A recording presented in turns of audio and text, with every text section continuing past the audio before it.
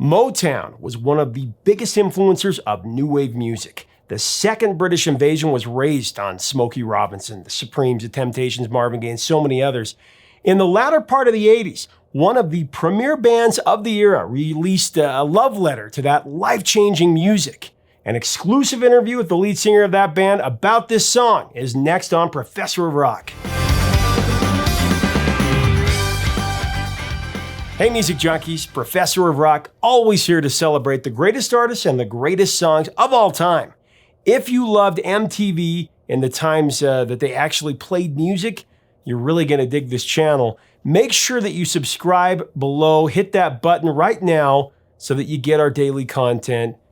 Click on the bell so you never miss out. Also get even more content, exclusives, and support this curation by checking us out on Patreon.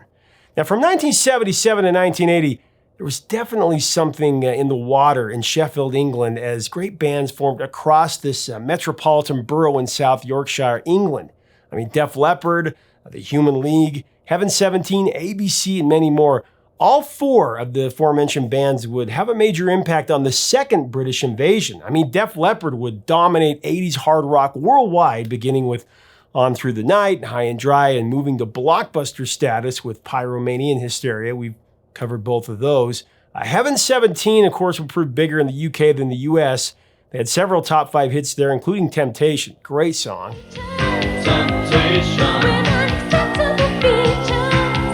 The Human League and ABC, they were on the front lines of the new wave British invasion, as Don't You Want Me spent 3 weeks at number 1 on the Billboard Hot 100 in 82, summer of 82. And then the group would have another number 1 with legendary duo Jimmy Jam and Terry Lewis at the helm in 86 with Human.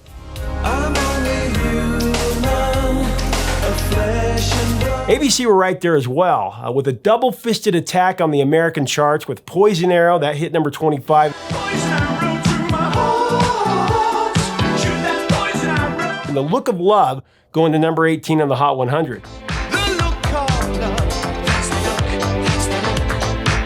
Both hit the top 10 in the UK and Australia, with The Look of Love topping the chart in Canada and the US Hot Dance Club Play chart.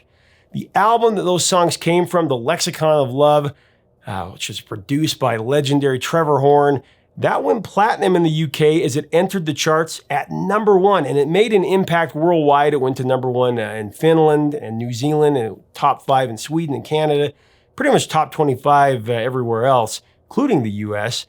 Heavily inspired by Motown, soul, at that time ABC was comprised of lead vocalist songwriter Martin Fry, guitarist keyboardist songwriter Mark White, saxophonist Stephen Singleton, and drummer David Palmer, coming from an earlier band that was called Vice Versa.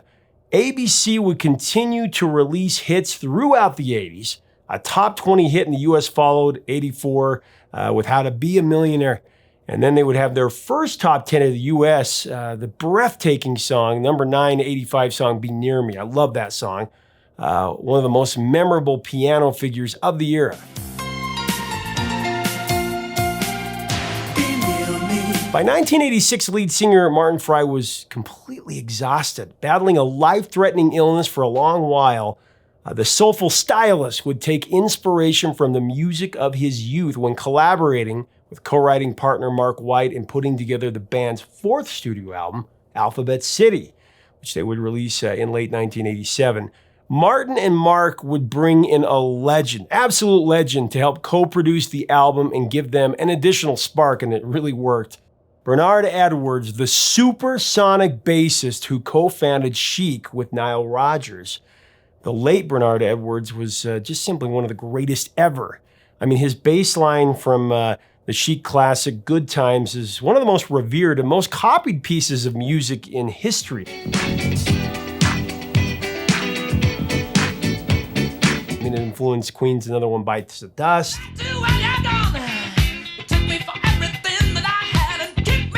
Sugar Hill Gang's Rapper's Delight.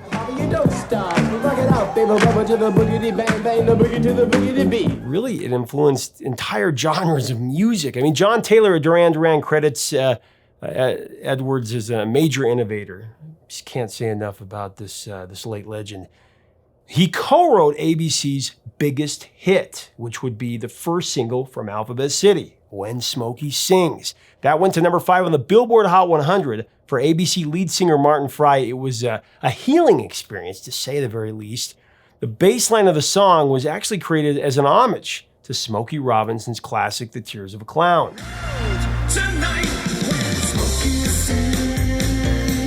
There are so many great stories about this song, When Smokey Sings, and you're about to hear them straight from the creator and singer of ABC, Martin Fry, in my exclusive interview with him very next. Before we go into this sit-down, I want to thank our sponsor, Zenni Eyewear. The glasses that I'm wearing, we've received so many comments from viewers who have gone to the website and created their own and are now wearing them. You can do the exact same. Go to Zenni.com and do a virtual try-on right now. Add some style to your life. Here's Martin with the story of When Smokey Sings, one of the feel-good classics of 1987.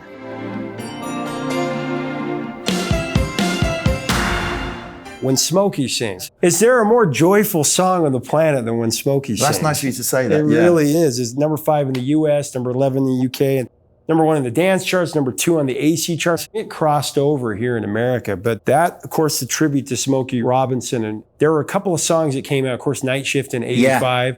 And that was so great. I think Rod Stewart did a song about Sam Cooke as well. Yeah, he did. Everybody's dancing. Yeah. Something. Dancing to the music on the radio. When you would hear that in America on Top 40 Countdown, Casey Kasem would yearn back and play those songs. So that's how I got introduced to Motown. Okay. So, cool. Of course, Smokey was in his big comeback at that moment. He hit Just to See Her, which incredible song. There's nothing I wouldn't do. And then One Heartbeat. One heartbeat at a time. And it was awesome because it charted in the top 10 at the same time. We came back out with the record and I went to Holland to do a TV show and they said, do you want to meet Smokey Robinson? You've got When Smokey Sings. I said, well, I'm never going to meet him. I said, look over there, it's his dressing room. So I kind of knocked on his dressing room door at a Dutch TV show. I said, oh, hello, Mr. Robinson, we've written this song about you, Here it is, and gave him the 12-inch and the 7-inch and did a little picture. And about 4 weeks later, we met him in Los Angeles. And by then the record, his record and our record were on the charts. So he'd had a chance to check it all out, and he was really complimentary. And he wrote us a handwritten letter. He wrote one to me, one to Mark White, who wrote the song with me. Yeah, he sent us a letter saying it was the first time an act and the tributee were in the same top 5, I think. Yeah, it's cool. We made pop history. So it's nice to hear it from him. Yeah, I know. So cool. And I noticed at the bottom of the letter, it said Tamla Motown, MD, William S. Robinson. He was the MD of Motown at the time. Yeah. So it was like meeting the king. Oh, yeah. Well, that song, when you're recording in the studio, how did you come up with all of the different parts? We recorded it with Bernard Edwards, who we love Chic, Nile Rodgers and Bernard Edwards. So the label said, listen, guys, you can go in the studio, but don't do anything like Zillionaire again. They just said, so I said, okay, we got a drummer. And we're going off in a different direction. So in a way, I think with Bernard sitting in that room, it really made me want to play the best game ever. There was just something about him being there. He didn't have to do much. It was just all, Mark White and myself were operating at our best capacity. Yeah, we're in the zone. And it starts out the piano part. Drum comes in. Then the saxophone, the horns, and then the background singers, the oh. The bass line's dum dum dum dum dum dum dum dum dum, a little bit close to some of the Smokey stuff. Oh yeah. Even the lyrics, you can tell that you definitely, when you tell the story about how that was lifting your spirits, and when you say debonair lullabies, Debonair lullabies. And all of those different things. Miracles revealed, Smokey and the Miracles. I know, I love it. And miracles made real. And I love the breakdown too, when you talk about Luther. Yeah. And of course, Luther Vandross. Luther Cruz. And then James Brown, and how you mimic the croon. It's just about the great memories of great tunes, yeah. Chain screams. Marvin was the only. What was the first like Motown that you What I heard as a remember kid? about Motown was I went to a club and it was all skinheads and stuff, and they're playing a bit of rock music and they were playing this and that. But as soon as they played Temptations or Smokey Robinson, everybody got on the dance floor. And I kind of thought, yeah, that is magical. You know, it didn't matter, all the hippie guys, the skinhead guys, everybody got on the floor for some of those records because they were just irresistible. And even as a young guy, you know, lying about my age to get into this club, I got to be 14 or 15 or something at the time. I just realized that's where it's at, yeah. And, you know, the idea of pop opera happening over 3.5 minutes. I love the way Motown's so deep and yet it's pop music at the same time, you know. Oh, yeah. It's really, there's some brilliant writing there as well. Brilliant. I had an tunes. opportunity to sit down with Lamont Dozier for 3 hours Okay, and talk yeah, to him about all of that. wow. It was incredible. Superb. We just had a great time in the studio, and it wasn't work. It was like a party all the time. Yeah. When we had to go and make some new records, it was like a party, man. And drinking that cheap cold duck and ribs. Yeah. There's a place around the corner called Brothers Ribs. And we had the ribs and drinking that cold duck and just singing Writing and number one writing, hits, man. and putting them out. He said, well, try this, trying Yeah. that. And that's what that Motown thing was about. It was like you were Community. yeah, it was like you in your home too. You know, because that's what it was, a house, and we sitting around there banging on the piano and just coming up with different ideas. When Smokey sings,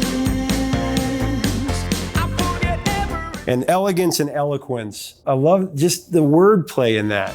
elegance and eloquence. You see, the song's about Smokey Robinson, but over the years, it's like making a bespoke suit. You know, I get to wear it. So Yeah, it's kind of yeah. a little bit about ABC. Yeah. And it's a lot about Right. Smokey Robinson and the Miracles. Yeah. Well, and I also love the vocal when you say, and when Smokey sings, he sings. I just, Okay, those are yeah, I just love it. Spontaneous moments. Oh, that, totally. That was a song that, like I said, is so joyful.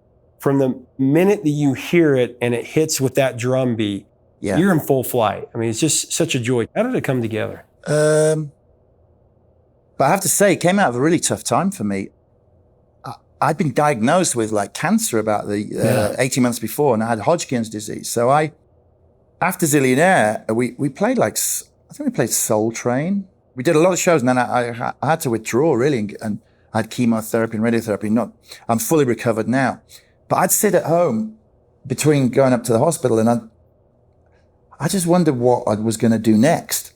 And I started playing tunes I like Motown, like Smokey Robinson, and realizing how good you feel when you hear some of your favorite music. Music as, like therapy, or music as sort of the power of music. And medicine. that's where the sentiment of When Smokey Sings, it comes out of that. All those memories of going to clubs when I was 15, but also, you know, like a bird in flight on a hot, sweet night. Bird in flight on a hot, sweet night. It's kind of about how music could just make you feel fantastic. Yeah. Just take you somewhere else.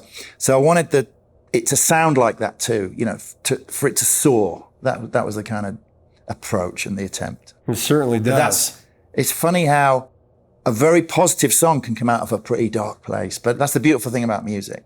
And, you know, all these years on, I'm fully recovered. You know, I get on stage and it's a joy to get on stage and sing When Smokey Sings. When Smokey sings,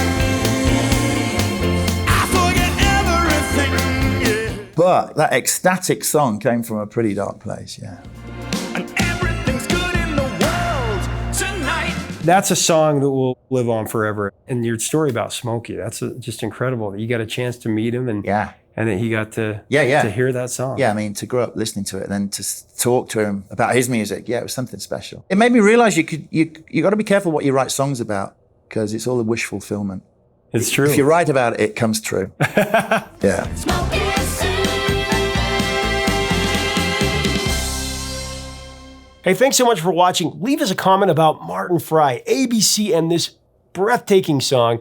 What do you remember about the song and the band? We have other stories from ABC's classics like The Look of Love and Be Near Me. Check us out on Patreon to be the first to see these.